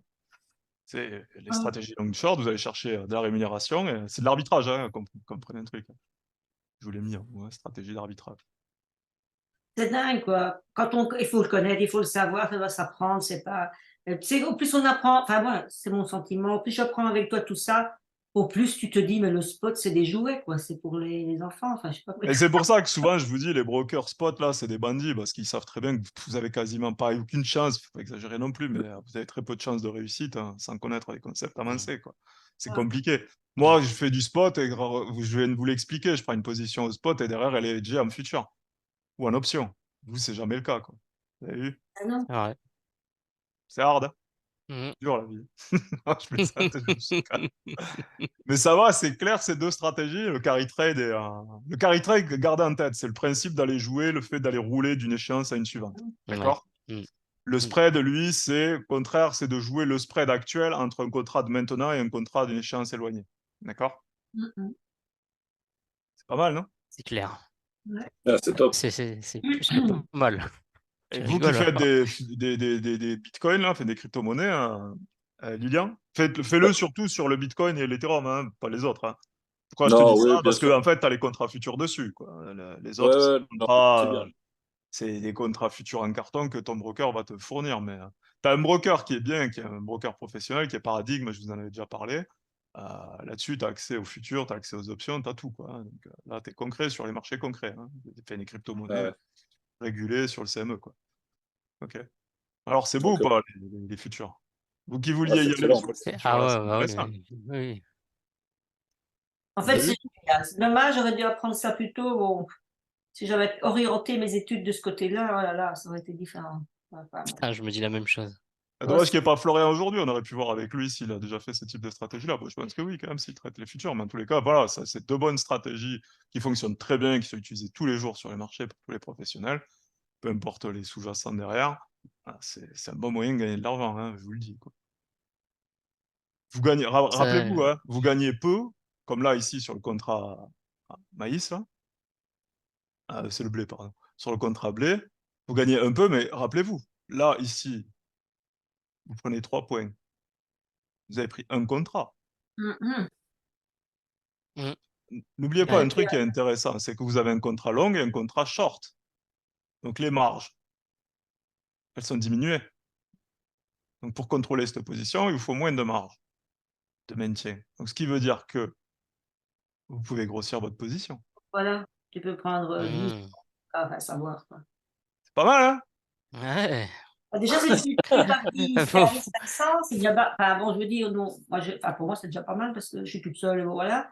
Tu multiplies déjà par rien que par 10, quoi. Tu Ouais, gagnes déjà 10 fois plus, quoi, tu vois. ouais. Ben Tout le là, temps. sur le blé, concrètement, tu multiplies par 10, il te faudra 10 000 balles de marge au total sur ton compte, et tu prendras 1500 balles sur le trade, quoi, sur 3 Non, points. ça fait Ou si c'est 15%. plus de points, tu prends plus, quoi. Ouais. Mais franchement, oui, mais enfin, bon, il faut bien reconnaître que pour faire ce genre de choses, il faut quand même avoir un petit capital d'au moins 10, 20, hein, 1000. Ah, mais après, il y a les mini, enfin, les micro-contrats, hein, parce que moi, je vous parle de contrats standards, mais il existe sur les futurs des micro-contrats, d'accord, qui sont réglementés dans les mêmes conditions et qui sont fournis par les mêmes bourses. Vous pouvez très bien faire ces stratégies-là, pas de problème. Ouais, au même titre que le TF. Comment? Au même titre que le TF avec les micro-contrats. Ouais, enfin, c'est mieux de faire Les des micro-lots, micro-contrats sur futurs, ouais, quand même. Ouais, mais avec les micro-lots qui te permettent de rentrer sur les marchés ouais, tout à fait. plutôt qu'un lot standard, quoi. Hmm. Donc maintenant, quand vous irez sur Barchart, continuez à y aller, je ne sais pas si vous y allez, et que Ouais, de vous temps en voyez temps. ça, bah, vous comprenez la logique, quoi. Qu'est-ce que vous pouvez en faire, quoi. Pas mal tout ça, hein. Ouais, carrément. Mm. Vous êtes chaud pour les futurs, quoi. Oh, putain, moi, à fond, Dommage qu'il n'y ait pas à Florian fond. aujourd'hui. Bah, tu crois qu'à partir de 24, on pourra commencer ou bien il y a encore pas mal de théories à apprendre? Là, sur les futurs, on ira étudier un petit peu les risques. Après, techniquement, c'est de la pratique. Après, il y a plein d'autres stratégies sur les futurs. Mais vous verrez, des fois, par exemple, les stratégies de spread, là, comme je viens de vous la présenter, là, vite fait, là, celle-ci, là, ça peut être considéré aussi comme un calendar spread. D'accord? Mhm. Que vous faites en option. C'est un calendar spread futur, vous pouvez faire un calendar spread option. D'accord? C'est les mêmes logiques. Après, quand vous allez maîtriser, vous allez voir, quand vous allez savoir jongler entre option et futur, vous allez vous balader. Mais ouais, juste déjà avec ces notions-là, ces deux stratégies-là que je viens de vous présenter là aujourd'hui, là c'est du trading concret qui est utilisé tous les jours par les professionnels. Et juste en faisant ça, vous pouvez gagner de l'argent quotidiennement, régulièrement et correctement quoi, sur les marchés. Si l'aspect fondamental est maîtrisé, c'est-à-dire que quoi aller regarder sur un plan macro et économique, ça c'est maîtrisé. Derrière, ces tactiques, ces stratégies pures là, de trading, c'est maîtrisé. Derrière, qu'est-ce qu'il vous faut faire derrière? Par exemple, c'est définir les conditions avant de rentrer en trade. C'est définir les conditions qui vous pousseront à sortir du trade de manière anticipée. C'est tout. C'est pour la gestion du risque. Après, techniquement, vous pouvez faire. C'est clair? Fabien, t'as envie de pratiquer, c'est ça? Ouais, Ouais, ouais. ouais, moi c'est pareil.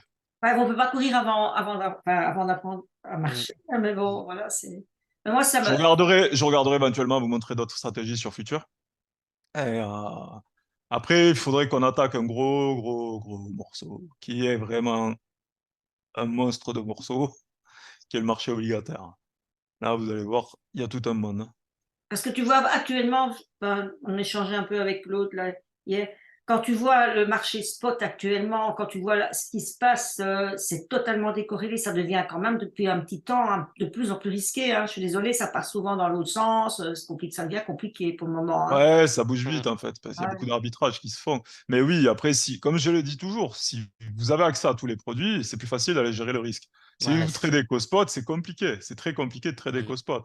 Vous voyez, même moi, j'aurais dit à Louis et Gianni, quand on a commencé la relation, j'aurais dit, il faut un bon broker avec tous les outils, parce qu'autrement, ça va pas le faire. À long terme, c'est pas viable. Le spot, c'est bien, en limitant le risque et en étant cohérent et en essayant d'adopter une méthodologie de travail sérieuse et pas se jeter comme un fou sur n'importe quel trade ou et en tous les cas les comprendre, essayer de comprendre. Donc vous pouvez quand même gagner de l'argent sur le spot pur. Mais si en plus vous aviez des outils de couverture, vous pourriez carrément diminuer le risque. Par exemple, quand on met un stop à 100 points, plutôt que de mettre un stop à 100 points, ben, ça peut être parfois plus intéressant d'aller se hedger par le biais d'options ou par le biais de futurs. Mm. Vous voyez? Mm. Et des fois, ça vous permet de comment dire, c'est même pas juste de limiter le risque, c'est de sortir avec quelque chose de votre opération. Parce que C'est la pour ça que. probabilité de sortir avec quelque chose est plus élevée que la probabilité de sortir avec une paire. Vous voyez? Là, sur ce type de stratégie-là, ben, la probabilité de réussite et de gagner quelque chose, elle est élevée. Pourquoi? Parce que les paramètres, ils sont là, ils sont existants, ils sont concrets. Votre contrat aujourd'hui, il est plus élevé que votre contrat dans 6 mois. C'est les conditions de marché actuelles. Donc là-dessus, vous pouvez gagner de l'argent. Moi, j'aime bien. Et je suis Euh, vraiment très content que qu'on a croisé les chemins dans ma vie, là, parce que. C'est gentil. Merci Lionel, que j'ai plus de nouvelles d'ailleurs. Ouais, il était débordé, Lionel. Ouais, c'est dommage pour Lionel qu'il n'ait pas suivi tout ça, parce que là, on a avancé, je pense que ça lui aurait plu, quoi. Après, il n'est Oui, pas mais dispo, je quoi. vais t'expliquer, je sais pas trop. Il a commencé vraiment à rentrer en religion Ishimoku, je sais pas, enfin, je sais pas du tout ce qu'il en est devient, puisque moi j'ai été excommuniée.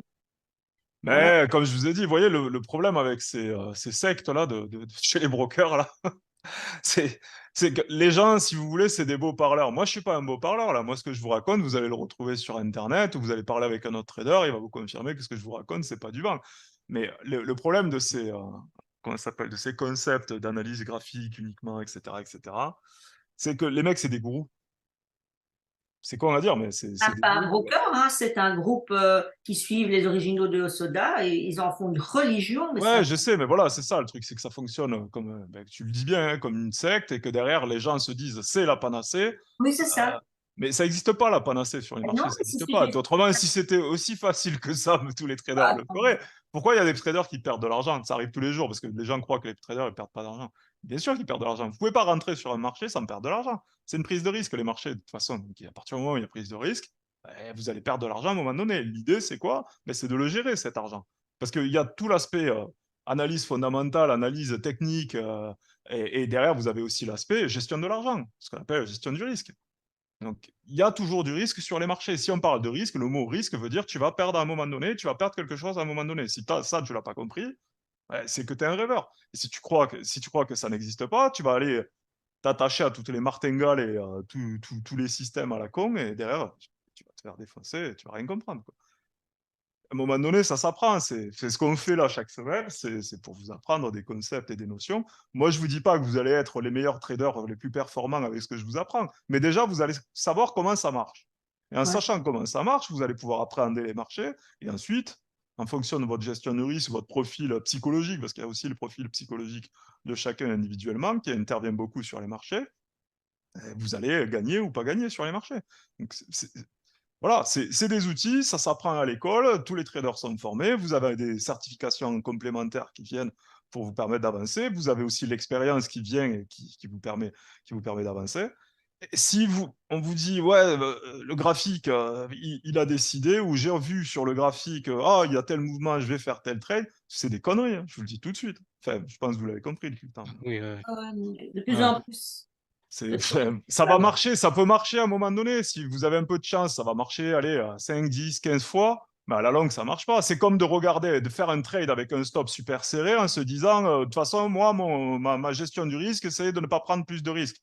Mais c'est des conneries, parce que ça ne prend pas en considération l'inertie même du marché. Donc la probabilité que ton stop soit tapé avant ton take profit, elle est élevée. Tu vas faire un trade au spot sur le FX, je prends un exemple, tu prends livre-yen, tu vas faire un sur l'hybride, mais tu as 200% de chance de te faire taper le stop.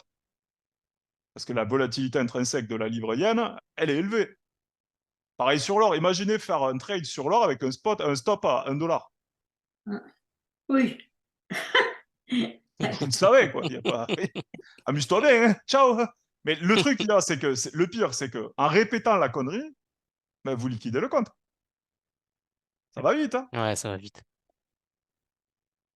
C'est pas comme ça que ça marche, les marchés. Tout ça, là, c'est pas des martingales, c'est des, comment dire, c'est des lubies, c'est des délires, quoi. Il n'y a pas de cohérence, quoi. Des fausses croyances.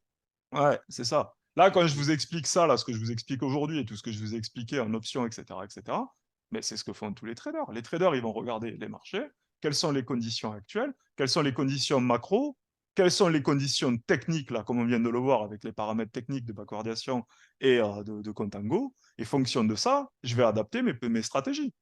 Là, vous avez bien vu que je vous ai présenté une stratégie sur le blé en future spread dans des conditions de backwardation. Les paramètres, ils sont notés là. Et je le dis bien ici, Fabien achète du blé mars et vend du blé septembre, car les contrats de front month sont généralement plus performants que les mois suivants en cas de backwardation. C'est clair. Ouais. Voilà, là, c'est les conditions de marché. Si les conditions étaient en contango, elles ne feraient pas la même stratégie. Non. On en ferait une autre. Parce que là, on est en bulle future spread. D'accord? On aurait pu être en bear future spread. Comme pour les options. C'est clair? Ouais, très clair. Et quand vous prenez l'habitude et que vous apprenez tous ces concepts, etc., comme on l'a vu maintenant, ben,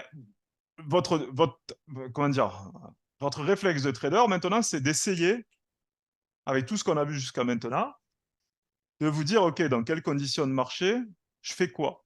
Je prends mon bar chart. Entraînez-vous juste à faire ça, ce qu'on a fait aujourd'hui, hein. Je prends mon bar chart, ici, poum, quelles conditions de marché j'ai? OK, je regarde mes échéances suivantes. OK, on est comment?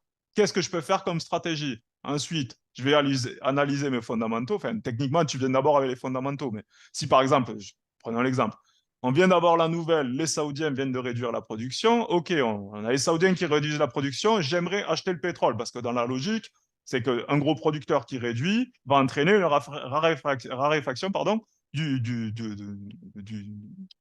produit, de ce produit. C'est logique. Donc, qu'est-ce que je fais? Je vais prendre mon pétrole, je vais aller regarder les échéances. Ah, je vois qu'on est en backwardation. Les Saoudiens aiment bien acheter le pétrole. Donc, je vais acheter mon pétrole. J'ai le choix, soit je fais des stratégies au spot et j'achète que le spot et je maintiens à ça. Vous pouvez faire ça, c'est pas interdit, hein. J'achète mon contrat au spot, hop, avec un stop loss, un take profit, terminé. Ce que vous faites d'ailleurs sur le spot FX. OK? Je peux faire ça. Ou alors, je me dis, j'aimerais quand même me protéger. Donc là, je vais acheter par exemple un put pour me protéger. Par exemple, je l'achète à 90 $, je me dis, OK, moi, en dessous de 85 $, j'annule ma stratégie. Et donc, je vais acheter un put avec un strike à 85, d'accord? Etc., etc. Ou alors, je me dis quoi? Je me dis, bon, ben, je vais aller essayer de faire une stratégie avec un risque beaucoup plus faible et une marge moins importante parce que ma marge, elle me coûte. Donc, du coup, là, c'est simple, hein, regardez, vous cliquez, hop, vous avez la marge requise ici, la valeur de points, pardon, et la marge, et maintenant, c'est marge requise ici. Vous avez tout là, hein, OK? Mhm. Valeur de points, 1000 $. Donc, si je perds 5 $ pour un point, combien je perds? Pour un contrat. Ouf. 5 T'as dit 000, quoi? 5 000 $. Bref, si, ma marge, ça veut dire que là, pour ouvrir le contrat, il me faut 7 260 $. Et pour tenir le contrat, il faut 6 600 $ sur le compte. Donc maintenant, qu'est-ce que je peux faire? Ben, je peux aller regarder au niveau des options si ça ne me coûte pas moins cher en marge que d'aller acheter les options. Un truc tout con. Vous achetez un call. Rappelez-vous de ce que je vous ai dit. Quand vous êtes long sur une option, il n'y a pas de marge requise. Donc là, est-ce qu'il n'est pas plus intéressant d'aller acheter un call? Marge requise, 0, contrairement à ici, où il me faut 6 000 balles. Comment ça s'appelle? Mon call, c'est risque absolu. Si jamais le marché ne monte pas, je perds. D'accord? Et fonction de mon coût de call, je perds quand même pas mal d'argent. Donc, du coup, je me dis quoi? Est-ce qu'il n'est pas plus intéressant d'aller faire, par exemple, un call spread?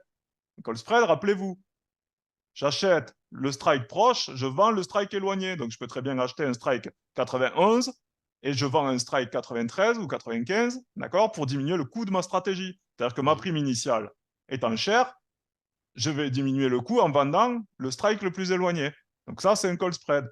Mais après, je peux faire encore autre chose. Je peux me dire, ah, il y a Jay qui m'a parlé de ses stratégies de future spread et de carry trade. Est-ce que ça vaudrait pas le coup? Ah, ma courbe, elle était comment? Tac. Ah, ben on est bien en backwardation. Ah, ben si on est bien en backwardation, pourquoi pas aller acheter mon contrat au spot et aller vendre mon échéance suivante? Bon, Ouais. ouais, je suis allé vite là, mais c'est pour vous. Ouais, mais Il fallait suivre. on a vu où tu voulais en venir, ouais. Voilà, vous avez un actif, peu importe lequel, et vous connaissez tous les véhicules financiers qui vous permettent d'aller faire une stratégie pour gagner de l'argent. Parce que le but, quand vous voulez aller sur un actif, que vous vouliez l'acheter ou le vendre, c'est de gagner de l'argent.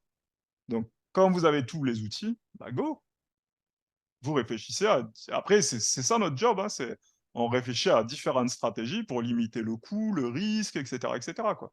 Le coût de la stratégie, c'est important parce que le coût de la stratégie, par exemple, quand vous êtes un produit de type option, bah, c'est le risque si vous êtes long. Si vous êtes short, le risque est illimité, mais donc vous allez paramétrer de sorte à limiter ce risque, etc., etc. Et je peux très bien faire un long ici, acheter un put, comme je vous ai dit, donc on est sur un protective put ou Mari put. On peut très bien faire un call spread ou alors un calendar spread. Et le calendar spread, il peut être soit en option, soit en futur. Pas de problème. Mhm. C'est intéressant tout ça. Bon, bah, c'est indispensable même. Tu sais, Ouais, pour carrément. trader, là, ce qu'on voit le vendredi, pour moi, c'est pas un plus. Si tu veux trader, c'est indispensable. Ouais, je suis d'accord avec toi. Je dis pas ça parce que c'est moi ou quoi que ce soit, mais c'est Voilà. techniquement, tu veux être trader, ben, déjà, regarde comment ça fonctionne. Mm. Et là, ce qu'on fait le vendredi, c'est ça, quoi. Voilà. Prendre des alertes d'un tiers, hein, ou même des analyses d'un tiers et de répéter, que ce soit sur les actions ou peu importe, c'est de l'investissement passif en réalité, puisque derrière, c'est pas toi qui fais la démarche active d'aller analyser, renseigner, construire. Même de la même manière, regarder un graphique bêtement en 5 minutes ou en 1 minute. Ah, il est monté, j'achète. Là, enfin, voilà. C'est dangereux. Mais ça, là, juste le raisonnement que je viens de faire, là, que je viens de vous montrer, là, essayez de vous entraîner à le faire. Ouais. D'accord? Revoyez tout ce qu'on a vu jusqu'à maintenant. D'accord? Essayez de faire une petite gymnastique intellectuelle et essayez de vous faire. Prenez, vous avez chart, vous avez tout dessus, hein. Essayez de vous entraîner à se dire, OK, moi, j'aimerais, par exemple, partez du postulat que vous aimeriez, par exemple, acheter le pétrole. OK, j'aimerais acheter le pétrole, comment je m'y prends? Quelles sont les conditions, etc. Quels sont les fondamentaux? Vous prenez une feuille, vous notez, OK, conditions macro, hop, je note. Il y a ça, il y a X points, vous les notez. je surveille ça et ça va être des éléments à surveiller. Au calendrier, j'ai mes productions qui sont publiées le mercredi, donc ça, je surveillerai chaque mercredi. Ensuite, quelles sont les conditions sur le marché des futurs? La courbe à terme. OK, ma courbe à terme est en backwardation ou en contango, peu importe, je le note. OK. Donc, à partir de ces paramètres-là, qu'est-ce que je peux faire comme stratégie? Je peux aller en option, je peux aller en option plus futur, je peux aller en futur pur et simple, etc., etc. Ensuite, je prends le risque de temps. Vous avez vu les valeurs, elles y sont. Hein. Regardez, hein, vous avez toutes les valeurs. Hein.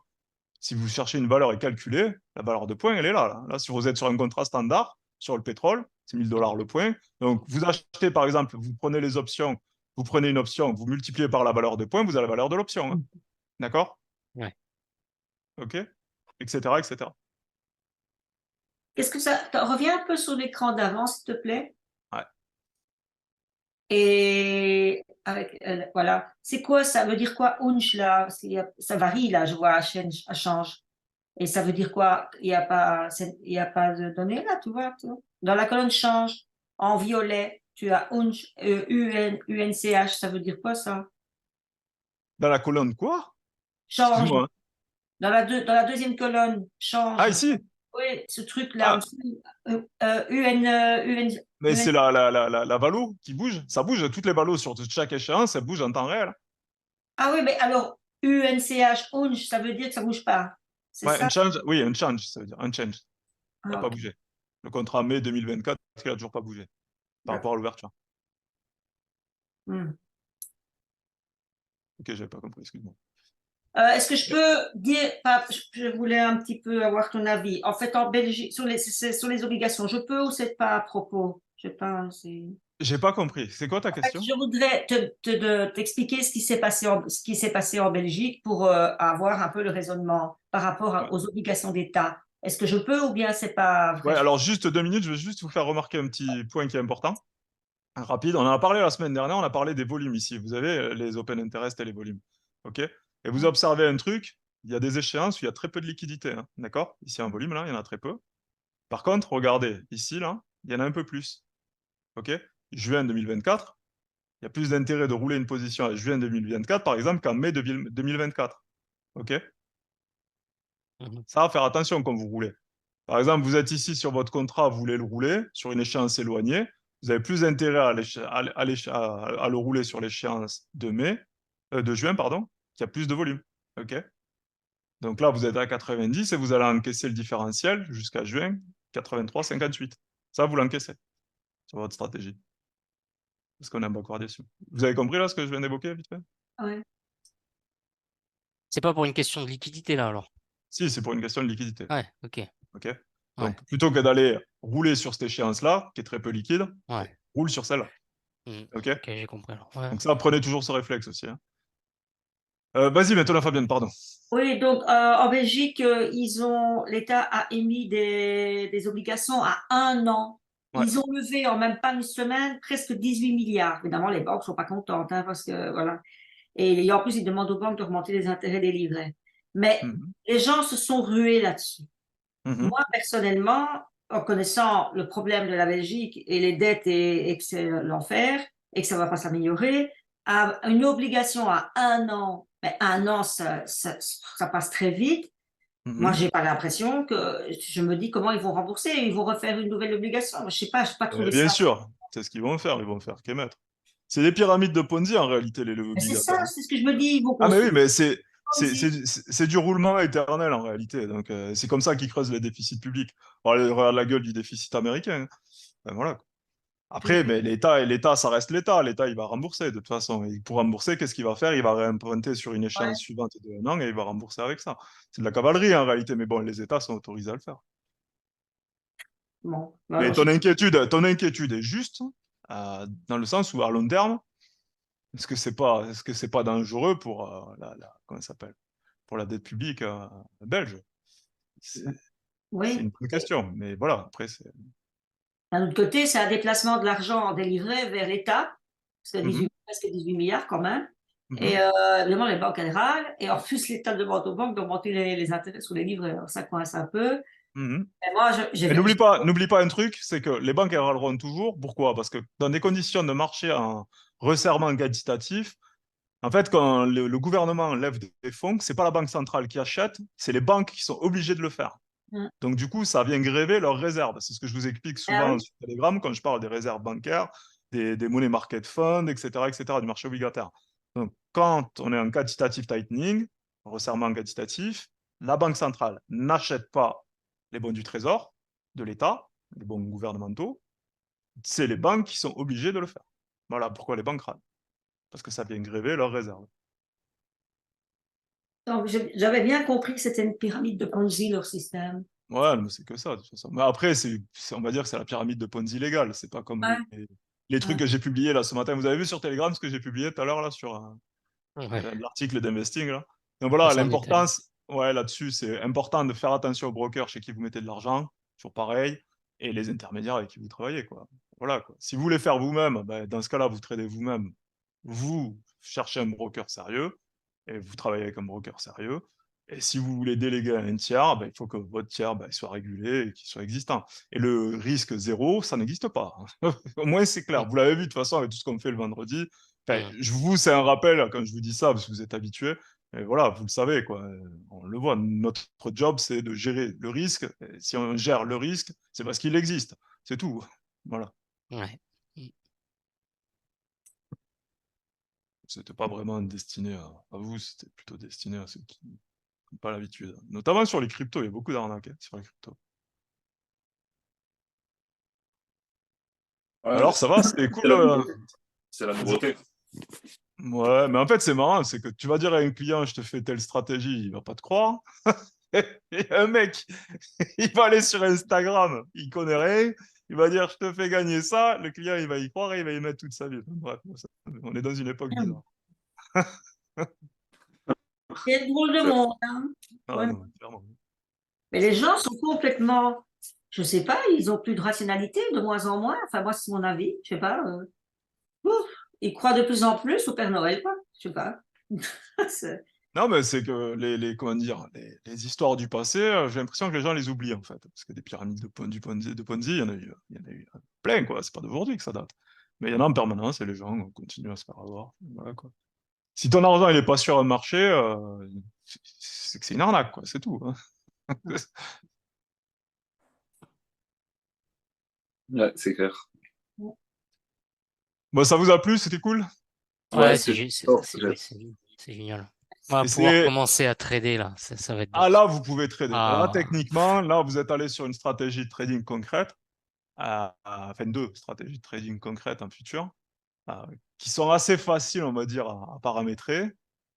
Derrière, comme je vous ai dit, ce qui est important, c'est bien sûr tout ce qui est analyse macro, analyse technique. Vous avez vu que l'analyse technique, on n'est pas sur du graphique. À aucun moment, je vous ai montré un graphique à part les backwardations et les contango aujourd'hui, hein. mm, Je vous ai pas montré le graphique du pétrole. Je m'en fous du graphique du pétrole. Si, après, vous pouvez l'analyser pour aller voir votre point d'entrée, etc., etc. Regardez, vous êtes sur bar chart. Je vous donne un exemple. Vous pouvez très bien prendre votre contrat front-mount. Hop, il va vous sortir le graphique. Vous allez vous faire une étude sur le graphique. Vous le prenez à 6 mois. OK, j'ai mon niveau de support là. Ah, hop, ici, j'ai un trend haussier. Là, je suis pas loin de ma résistance du trend haussier. Je veux acheter à tel prix, etc., etc. Ça, vous pouvez le faire. Ça, c'est facile. N'importe qui peut faire ça en réalité, hein. ouais. D'accord. Mm. Donc ça, c'est facile en fait. Et n'oubliez pas, c'est pas ça qui va déterminer si vous allez acheter ou vendre, quoi. Faites vraiment attention à ces pièges-là et les gens qui vous vendent ça, parce qu'il faut savoir d'où ils viennent, ces gens-là. Souvent, c'est des gens qui viennent des brokers. Et les brokers, ils veulent donner l'impression à l'investisseur particulier que ben, lui aussi peut être trader. Et donc, il lui facilite le truc en lui disant, ah, mais tu as juste à faire des traits sur ton graphique et tu rentres en position. Et là, il est salaud, le broker, parce que le broker, tout ce qui l'intéresse, c'est que le client lui fasse du volume. Et il n'est pas honnête, quoi. D'ailleurs, vous avez vu les avertissements au risque maintenant chez les brokers depuis que la FCA leur a imposé, hein, la FSA anglaise. En fait, maintenant, chez les brokers, ils vous marquent que 76 ou 80% des Ouais, clients particuliers crament leur compte. ouais. Ah ouais, ouais, chez CMC, Mm. c'était mis, hein. Chez tous les brokers, c'est obligatoire. C'est une mention Ouais. légale obligatoire maintenant. Mais vous avez vu comment c'est salaud. C'est-à-dire que dans le même temps, ils vous disent, ah, mais tu as juste à tracer des graphiques, nous, on t'envoie les news, etc. Et ensuite, tu peux trader. Par contre, il y a marqué 80% des traders particuliers crament leur compte. C'est pas normal, en fait. Pour moi, je vois même pas en quoi c'est logique qu'un régulateur dise ça. Le régulateur, il devrait dire, t'es pas averti, tu rentres pas, quoi. C'est tout, quoi. Tu délègues. En réalité, c'est la vérité, hein, ce que C'est je clair. pense. Ouais. En fait, c'est hypocrite de dire ça. Ben, en réalité, ça permet qu'une seule chose. Ça permet au broker de se dégager de toute responsabilité. Le broker, Eh il oui. dit, ah, mais moi, j'ai averti sur le risque, il a cramé son compte, c'est pas mon problème. Vous voyez? Elle Mm. est là, la réalité. C'est pour ça que c'est hypocrite. Donc, voilà, essayez d'apprendre, creuser. Ben, déjà, vous êtes là, vous, le vendredi, c'est que ben, vous voulez apprendre, quoi. Ah bah Voilà. c'est ça l'objectif, Après, clairement. les concepts que je vous apprends, que je vous montre là, ben, n'hésitez pas à les creuser. La gymnastique intellectuelle que je vous ai dit de faire, n'hésitez pas. Maintenant, vous avez vu pas mal de concepts en option, en futur. Franchement, entraînez-vous.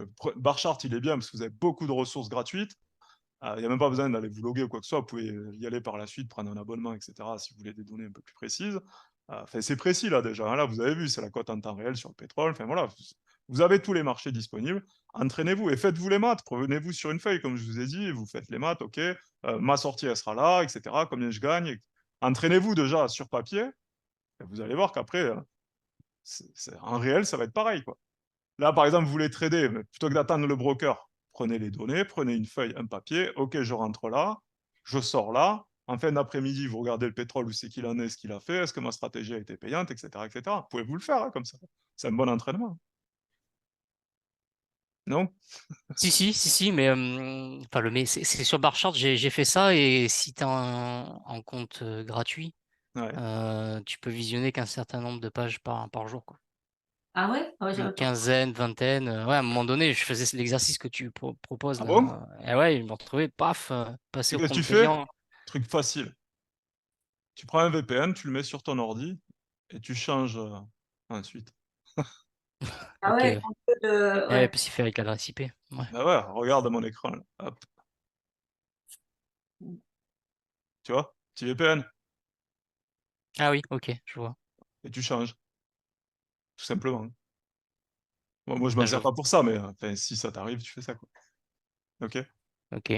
Ouais, ici, les options, vous avez tout, regardez là.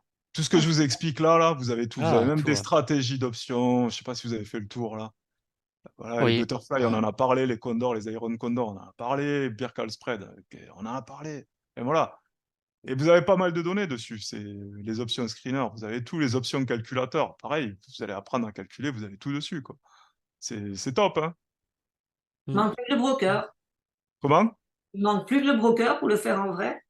En fait, comme je t'ai dit, Fabienne, franchement, entraînez-vous à le faire, hein, Ouais, ouais. sur papier, vraiment. Faites des simulations papier, hein. Comme des cas pratiques, quand vous êtes étudiant à l'université, on vous donne un cas pratique. Vous avez un producteur de pétrole de schiste, comme je vous l'ai fait tout à l'heure, là, un producteur de pétrole de schiste qui aimerait forer à tel endroit. Comment peut-il se protéger? Boum, eh ben, vous faites le boulot pour lui. Mm. Alors, monsieur, vous pouvez faire ceci, vous pouvez faire cela, etc., etc. Mettez-vous en situation. Si vous entraînez à le faire, mais vous me les envoyez derrière, je vous les corrige, hein. Si vous entraînez à faire ça sur papier, mais vous allez voir qu'en réel, vous allez vous éclater, hein. C'est-à-dire que, monsieur le producteur, vous avez telle possibilité en faisant un contrat short futur, directement et uniquement. Vous avez aussi la possibilité d'acheter un put, mais ça va vous coûter X. Vous avez la possibilité d'acheter un put spread qui va vous coûter moins cher. Vous avez la possibilité de faire ceci, de faire cela, etc., etc. Moi, quand j'ai un client, par exemple, qui m'appelle, qui vend un produit et qui me dit j'aimerais me couvrir sur le change, lui, il me dit j'échange de telle devise à telle autre. Je livre telle date à telle date. C'est tous les seuls paramètres qu'il me donne. Moi, ensuite, je construis différentes stratégies pour qu'il se couvre. Des stratégies pour de la couverture unique, donc un market neutre, ou des stratégies qui lui permettent à la fois de se couvrir, mais profiter de la hausse dans son avantage, à son avantage. D'accord? Si Mhm. vous entraînez à faire ça, nous, on le fait, la majorité du boulot qu'on fait, concrètement, on le fait avant tout, on le simule sur papier, quoi. Façon de parler, on le fait avec l'ordi, mais on le simule. Je prends un papier, je vous simule une stratégie, et voilà, c'est concret, quoi. Ok. Mhm. Essayez de vous entraîner à le faire. Vous allez à faire ça. Après, d'aller sur la plateforme et passer à la transaction, c'est facile. Moi, souvent, je vous l'ai déjà dit, j'ai mes stagiaires qui me passent les ordres. Vous avez compris? Moi, je monte la stratégie, je la fais, les stagiaires, vas-y, passe les ordres, exécute, quoi. L'exécution, vous en foutez au final, d'accord? Comprenez une chose, enfin, Ouais. vous en foutez pas de l'exécution, elle est importante, Ça bien rentre sûr. Bah, l'argent. Ça rentre l'argent. Comment? Bah oui, mais l'exécution, bah, ça réalise le trade, quoi. C'est du concret. Enfin, je veux dire, Ouais, mais n'oublie pas, en fait, il y a le côté jeu un peu qui peut prendre le dessus chez certaines personnes, puis je dis pas tout le monde, mais sur le côté je vais cliquer, tu vois, il y a les gens qui jouent, tu vois, ils sont joueurs, tu vois, les gens qui vont au casino, ils aiment bien faire tourner la machine en dessous, parce qu'ils ont ce côté de, comment dire, d'excitation, juste de baisser la manivelle. Je sais même pas comment ça marche, hein, je l'ai vu à la télé, mais moi, j'ai jamais joué à une machine à sous sur la connerie, hein. La seule fois où je suis rentré dans un casino, c'était pour boire un verre. C'est tout ce que j'ai fait. D'accord? Donc vraiment, il y a des gens, il y a ce côté-là, donc de cliquer, de passer le trade même. Je l'ai vu, hein, ça m'est arrivé plein de fois dans ma vie, où j'ai eu des stagiaires ou même des collègues enfin, je les voyais, hein, je voyais même l'attitude d'aller passer le trade, quoi, et l'espèce de sensation que ça leur procure de passer le trade. Moi, je vous le dis, enfin, j'allais dire, j'allais parler très vulgairement, je m'en fiche de passer le trade, quoi, complet. Ouais, non, ouais. Ah, Moi, c'est ce qui sûr que m'intéresse, l'intelligence, c'est elle de n'est le pas là, hein. construire, quoi. Ouais. Mm. Construisez le trade. C'est pour ça que si vous savez faire ça sur feuille, et j'insiste, hein, vous avez vu, ça fait 4 fois que je vous le dis depuis tout à l'heure, Mm. essayez de le faire sur feuille. Franchement, vous avez Ok. toutes les données. Essayez vraiment de vous entraîner à faire sur feuille. Vous me les envoyez, même si vous voulez, je corrige. Vous me dites, Mhm. OK, imaginez-vous le cas pratique. J'ai monsieur X qui me demande de couvrir X pour lui. Ces conditions sont les suivantes. Je pense à ceci, je pense à cela. Je surveillerai ceci, je surveillerai cela. Ma stratégie, elle sera valide tant qu'il se passera ci, tant qu'il se passera ça. J'invalide ma stratégie, c'est-à-dire je sors ou je mets mon stop à tel endroit. Et puis voilà, terminé. Ah, tu pourrais nous donner un petit exercice, un ou deux, tiens, d'ailleurs. Ouais, si tu veux, je peux vous en donner, hein, on peut faire ça. oui, Ça va vous donne-nous les permettre. conditions, parce que donne-nous Ouais, les On conditions. travaille la semaine et on te restitue. ouais, ça peut être pas mal, on peut faire ça. Peut-être comme à l'école, quoi. Ça y est, c'est parti, quoi. Bah, ouais, ouais, Mais je ouais. vous dis, c'est une Bah bonne ouais, méthode, les cas pratiques, hein. Comme là, mais je vous l'ai Ouais, ouais. donné, par exemple, sur l'exemple ici, hein. L'exemple ici, c'était celui de Fabienne. Mais on peut très bien vous donner des exemples et que vous travaillez vous. Et voilà. Et vous me présentez toutes les stratégies possibles auxquelles vous avez pensé. Mhm. bah ouais, Mhm. c'est D'accord? ça. Ça. Ouais. Et pourquoi, bien sûr, toujours, dites-moi pourquoi, parce que moi, ce qui m'intéresse toujours, c'est le pourquoi tu as pensé à ça plutôt qu'à tel autre truc, tu vois ce que je veux dire? Ouais. Mhm. Bah, par exemple, je sais pas, moi, je vais donner un exemple à la con, mais tu parles sur un call spread. Pourquoi tu penses à un call spread plutôt que d'aller acheter un call? Tu vois, tu me l'écris, tu me dis, OK, ben, moi, mon call, il me coûte tant. Si je pars sur un call spread avec tel paramètre, ça me coûte tant, donc c'est bien moins cher, etc., etc. OK? Ouais. Juste le Ok. trade, la motivation, et voilà, tout le raisonnement. Et franchement, si vous entraînez à faire ça, ça va le faire. Je vais regarder pour vous envoyer un cas pratique. Dans la journée, ça m'étonnerait, mais peut-être dans le Mhm. week-end. On va voir, Non. ça Mhm. peut être pas mal. Moi, je Mais ferai ouais, mon, ouais. je Ouais. ferai mon aussi, parce que bon, je vais aller faire des tas de trucs, mais je ferai, franchement. Ouais, mais tranquille, il n'y a pas de pression, vous n'allez pas être noté. Voilà, c'est pour vous vous entraîner. Si vous prenez l'habitude de le faire, sur papier, vous allez voir qu'après, devant la plateforme, comment dire, c'est qu'une formalité après. Ouais. N'oubliez pas, notre métier, c'est tout ça d'abord. C'est pas cliquer, comme je vous l'ai dit, hein. C'est vraiment tout notre métier, c'est ça, quoi. C'est pour ça que quand je vous dis que les gens qui vous disent je trade avec les yeux en regardant des graphiques, méfiez-vous. Bref, Mhm. voilà, voilà pour aujourd'hui. Je sais pas si vous avez d'autres questions. Non, Non. c'est très clair. C'est Et bon pour moi merci. Je aussi. te remercie. Ça vous a plu? Ah Ouais, ouais, bah, et autant les heureusement que vous avez mis ça en place, hein, vendredi. Ouais, bah, c'est cool. Ah, c'est ce que je recherchais, quoi. Nice. tant mieux, content de l'entendre. Ouh, je t'ai pas entendu, Lilian, ça a coupé. Non, je disais tant mieux, Claude, content de l'entendre. Ah bah. Bon appétit! Bon appétit à tout le monde. Autant